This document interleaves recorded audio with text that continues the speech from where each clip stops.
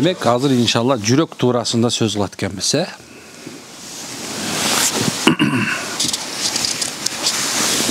Avval inşallah Allah'ın elçisi sallallahu aleyhi ve sellem şunday dep aytат eкен. Жүрек деп аталуусунун себеби анын абдан өзгөрүүчү, туруксуз сапатка ээ болгон улам экен. Жүрөктү чөлдөгү бир дарактын үстүнө асылып калган куш канатына окшоштурса болот. Шамал аны бул жакка, бир ар жакка кыймылдатат деп Пайгамбар саллаллаху алейхи ва саллям айткан экен. Муслимде келет экен бул хадис. Демек Пайгамбар айтат экен, бул мындан билет, жүрөк сиз менен биздин жүрөгүбүз дайыма өзгөрүп турат экен туугандар. Биздин дилибиз бакта асылып турган жалбырак сыяктуу экен. Шамал кээде бияка урат, кээде бияка урат. Бизде ошол сенен мындай кээде түшүп, анан ылдый болуп турат экен. Bir карасаң жазбан көтөрүлүп 5 мал намазга мешитке чуркап каласың. Bir карасаң эле үйдөн чыккан эле телевизор башын чыгып калат тура. Ушунтай берет экен, ушундай. Бирөө келип бизге аны жакшы сөздү айта турган болсо, аны күйүп бушуп, чын эле ушуну кылышың керек деп чуркап калат экенбиз дагы. Анан айтылбай калса, ана бул жерде өтүп калса, биздин жүрөгүбүз кайра мынтип өзгөрүп турат экен. Кээ бирде жүрөк сүйөт, кээ бирде капаланат, кээ бирде сүйүнөт. Кээбирде болсун экен ушундай экен да. Бир калыпта болушу мүмкүн эмес экен. Пайгамбар саллаллаху алейхи ва саллям үчүн дайыма бир дуаны кылат экен да. Умму Саламадан келет экен. Умму Салама энебизден сурашкан экен. Пайгамбар саллаллаху алейхи ва саллям көп убакыт кайсы дуаны кылчу эле десе, я мукаллабул кулуб, саббит калби ала диник. О жүрөктөрдүн ээси. О ошо жүрөктүн баарын иштеп турган Аллах менин жүрөгүмдү диниңдин жолуна туруктуу кылып алчу экен. Ya mukallabul kulub thabbit kalbi ala dinik. Bizdin жүрөктүн ээси ким экен? Allah. Ошо сенен эмне экен? Биз Алладан сурайт экенбиз. Ya mukallabul kulub. Жүрөктөрдү өзгөртүүчү. О жүрөктөрдүн акыбалын оңдоп туруучу зат. Thabbit. Не бекем кылат ala dinik. Мени де ушу жүрөгүмдү диниңе бекем кыл. Деген Ва таатил ислам деген дагы бир эме улантсар, о Алла таат ибадатка да мени бекем кыл деп айтат экен. Биздин амал кылышыбыз, амал кылбай калышыбыз ушу жүрөккө байланыштуу экен. Денеде падыша бул жүрөк экен. Качан адамдар жүрөгүн бакпай калганда, ошол мезгилде жосо жүрөгүн карабаган жосо падышага баш ийбей калган мезгилде адамдар жахилатка түшүп кетет экен. Bir zamanda bilesizler, ulu bir Bani İsrail'in kavmi yaşagan. Oşol жерде bir öte bir takva adam yaşagan eken. Şeytan bir günü an azgıram deptir. Anan ağa kol salını başlaptır. Mınday kalat gir albayt, mındayına gir albayt. Al rahip eken uşunday. Zahit eken. Uşunday bayağı dünyanı tıştap salgan, eş dese göngül burbagan, aşk eşk, uşunday bir daim takay Allah'ın hükümünde жүрген adam eken. Tavhidde, Allah'ın жалгыздыгында жүргөн. Мурунку заман баары тавхидде жүргөн, баары жалгыз Кудай деп Алла шерик келтирбей жашашкан да. Ана ошентип жүрсө, ана шайтан ар жанан кирип, бер жанан кирип, анан бир күнү ушундай бир акыбал кеткен. Эки бир тууган болот экен. Ошол заманда бир согуш чыгып кеттир. Анан жалгыз карындашы бар экен, каяка катыштарын билишпейт. Ар кылат, бери кылат, кандай кылабыз эми? Кантип буга кызды каяка коебуз? Desene şeytan gelip fikir bergen eken. Uşay barsan bir rahip var, bir uşunda bir manah var, uşunda bir takva adam var, oşa barsalar, an oşal alıp kalat, oşa karap turat. Anan bayağı barışat, ar janan çağat, ber janan çağat, akça sunuştayt, mında aytat, jakşı söz aytat, bayağı jok ele jok deyt. Akırında deyt, meyil deyt, jok deyt, teyit yerinde bir özümçe bir kişinin komunda, oşa öyle koyup koyulu, siz tamak ele aperip koyunuz deytken de. Makul deyt, ayla jok. Canı deyt bayt, ar. Anan subhanallah, neken, günüge баягы тамак апарып береткен. Анан тамак апарып береткен дагы, анан бир күнү шайтан жүрөккө кол салыптыр. Жүрөктөр ушундай экен да. Билесиздер, устаздардын кээ бир устаздар айтат, бул биздин жүрөгүбүздү шайтан кандай көрүп турат десе, жана реңгендей көрүп турат экен да.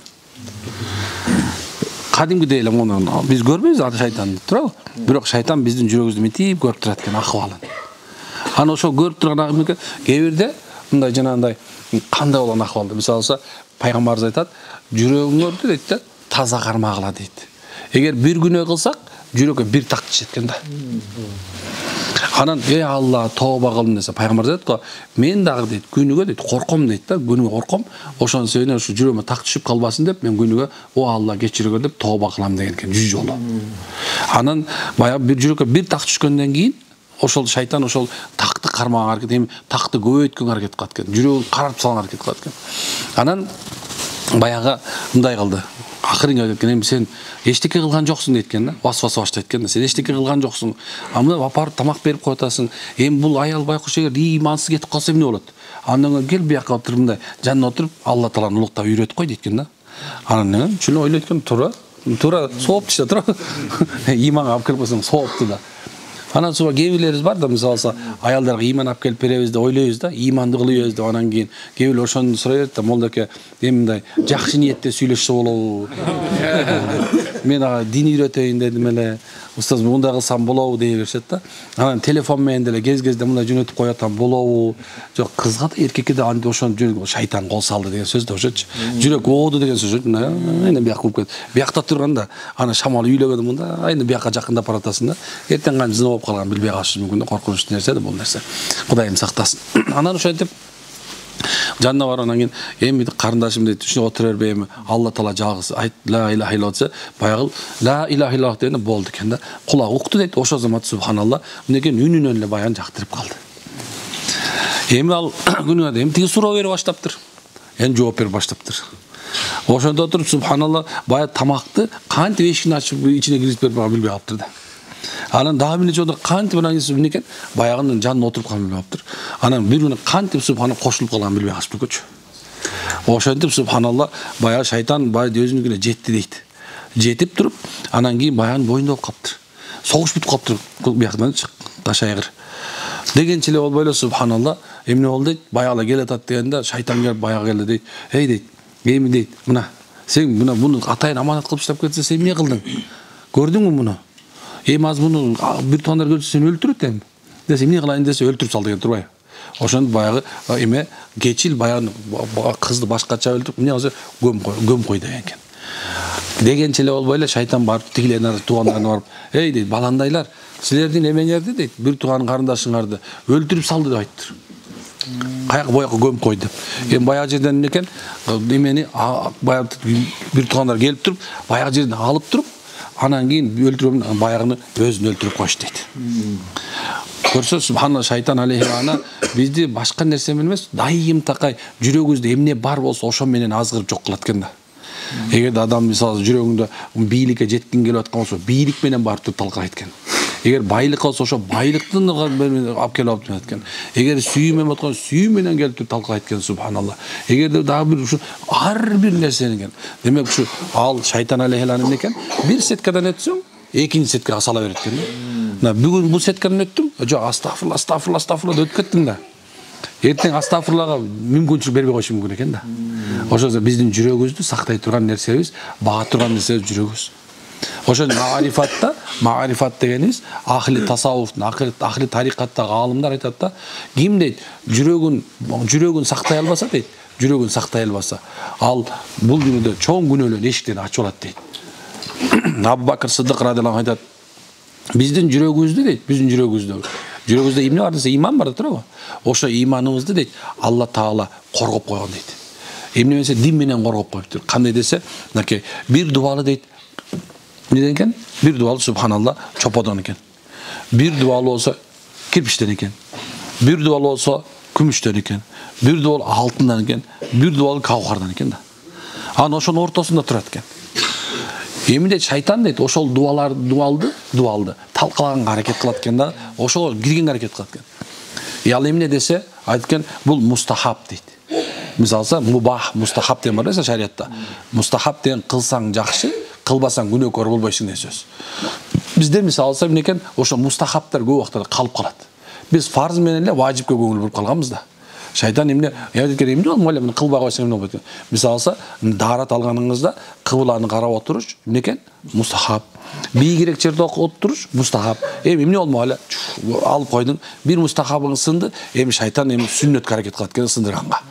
Сүннөткө келет экен айткен, бул сүннөт эле, мисвак менен эметпей койсоң эмне болмок эле. Мисвак сүннөт экен. Эми тактайда минтип койсоң колуңа минтип койсоң болот дейт экен да. Ошондо аны талкуулайт экен. Андан кийин отуруп субхан важип келет экен айткан.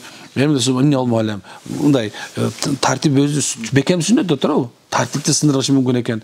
Же болсо важиптерине, мисалы дараттын важиптерине эмне кылыш мүмкүн экен? Кол салып коет экен. Билбей калат экен кантип ошону бузуп койгонун. Андан кийин эмне экен фарзга келет экен.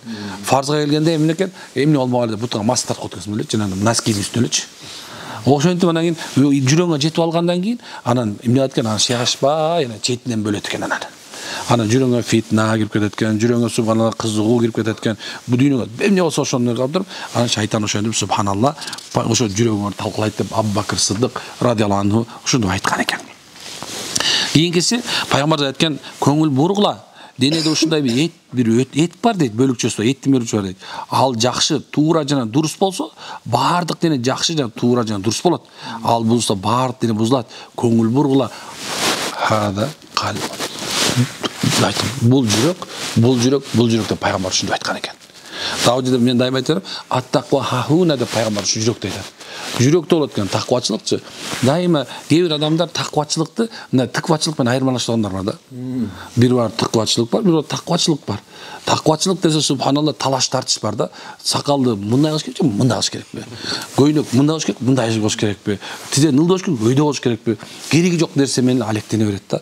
Анан карасаң субханалла, ошо кичинекей сөздүн себеби менен бирөө сакал коет, бирөө сакал койбойт деп дайым уруш, талаш, жаңжал менен жүрөт да. Эми ал чоң сүннөттү мусулмандын көңүлүн өлтүрүп салуу деген жаман да турабы? Ошо көңүлүн өлтүрүп салуу деген сүннөттү унутуп калабыз биз.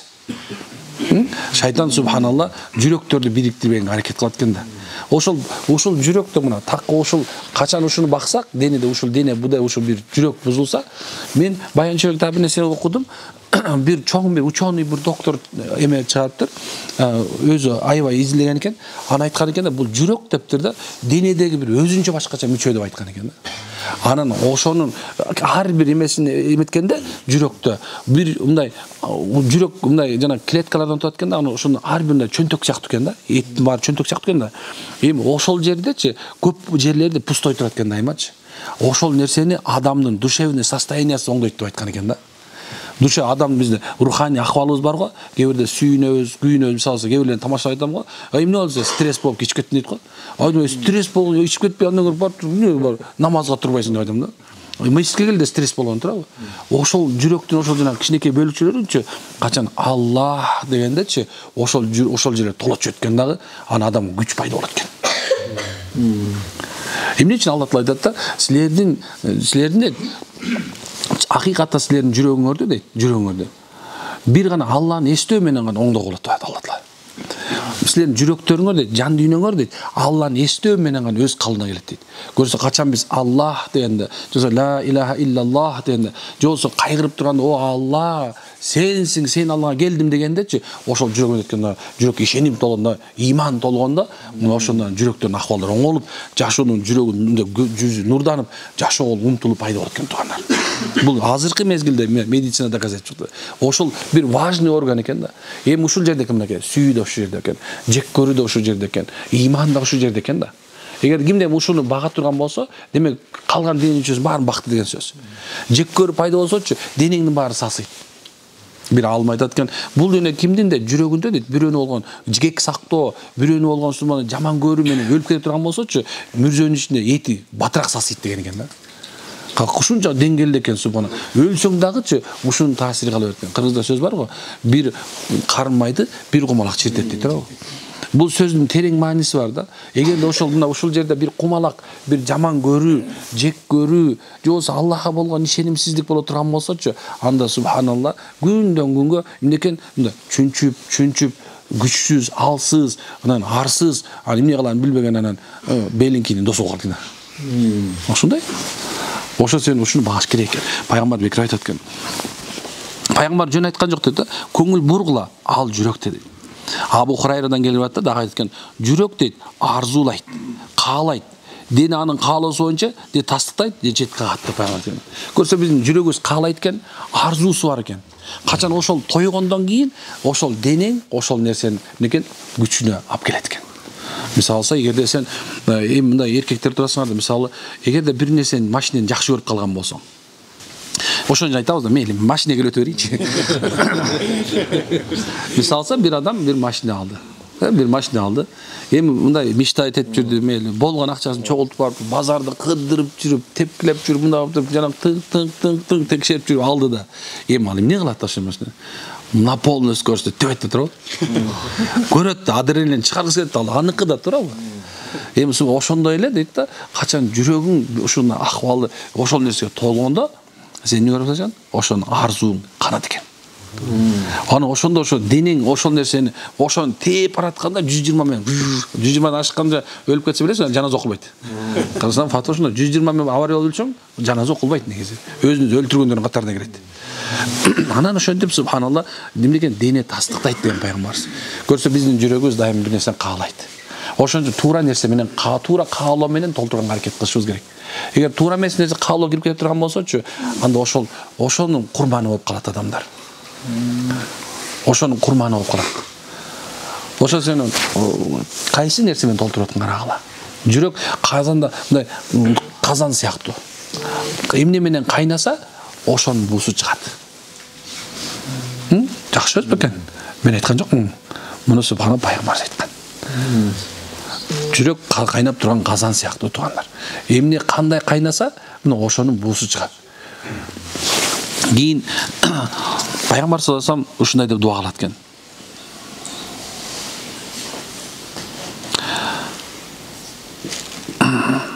О Алла, менин кулагымдын жамандыгынан, көзүмдүн жамандыгынан, тилимдин жамандыгынан, жүрөгүмдүн жамандыгынан, денемдин жамандыгынан сага баш бааник деп сенден калкалоо сурайм деген экен. Чындыгында адам дейт, ушул нерсе болуп айтып атканда, бул кулак, көз, ушул тил, мына ушул үчөө дейт, жүрөккө алып бара турган бир канал экен. Эмне сүйлөсөң да бияка кире берет экен, эмнени көрсөң да бияка кире берет экен, эмнени уксаң да бияка кире берет экен. Бул үчөө же бул жүрөктү оңдойт экен, же бузат экен. Ошол себептен карагыла дейт да, кимди карап атасыңар, эмнеге кызыгып атасыңар, эмнени угуп атасыңар. Мисалы алса, мен дайыма тамашалап айтып берем. Мисалы алса, эмеде телефонго, эме жосо мындай кулагыңа жана наушник салып алды, жазда келем дедиң, келбедиң, күздө келем де келбедиң, кышта келем, келбедиң деп музыка угуп берсеңчи. Точно билесиң, ал келбейт да. Угуп берди. Анан эмне болду? Ошол жерге жүрөгкө сыйынып калды. Үйүңө кирсең, аялыңа нааразысың, как будто сүйүү жоктой, бактысыздай, ушунча эле эмне экен, адамдар ошонун аркасынан жүрүп эле кыйнап калат. Ошон үчүн кулакка эмне кириш керек? Мисалы, бирөө ырдап атты, мен жиндүү болуп калдым. Мен көчөнүн эме алып туруп, өзбекчеде анча көп түшүнө бербейм да, дайдыр эле да. Көрсө дайдыр деген дейди турбай көрсөчү. Жана ырдап аткан бирөө. Анан кийин субханалла айтып атам, эмне деп атат десем айтат. Бул сен эмеде дейдилен мен издебей каякта жүрдүң деген экен да. Анан мынтип карасам, кыргыздар дайдырга билип атат. Значит, дейди болуп калган сөз да турбу? Көрдүм, эмнени угуп атсаң, ошол жүрөккө сиңгендечи, ошол эки нерсе адамдын денесин кыймылдап келет ошол нерсеге. Ошол амалды кылдырат. Ушундай. Ошол себептен бизде эмнекен ошо жүрөгүбүздү эмне менен толтуруп атканыбызды, эмне менен багып атканыбызды караш шарт кылынган. Аракет кылабызбы иншалла? Түшүнбөй калбадыңыздарбы? Кантип багабыз эми жүрөгүбүздү, машалла. Алланы эстеп, машалла, Алланын жолуна чыгып, машалла, үйрөнүп, ана аракет кыла беришибиз керек.